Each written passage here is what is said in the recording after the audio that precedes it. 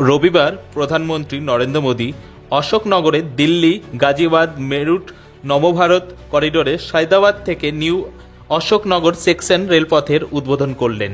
4,600 কোটি টাকায় নির্মিত হয় এই র্যাপিড রেলপথটি। এটি দিল্লিতে প্রথম নবভারত রেল যোগাযোগ হবে, যা দিল্লি থেকে মেরুটের যাতায়াতের সুবিধা হবে। এই উচ্চ গতিসম্পন্ন আরামদায়ক যাত্রায় কয়েক লক্ষ লোক উপকৃত হবে, যার ফলে যাতায়াতের সময় কম লাগবে।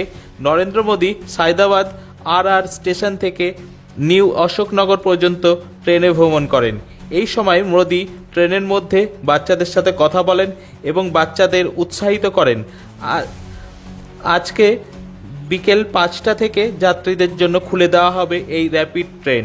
প্রতি 15 মিনিট অন্তর ট্রেন যাতায়াত করবে। Bureau report, Delhi. এ বিষয়ে আরও জানতে কলকাতা সমাচার চ্যানেলটি লাইক করুন, সাবস্ক্রাইব করুন ও বেল আইকনটি প্রেস করুন। ধন্যবাদ।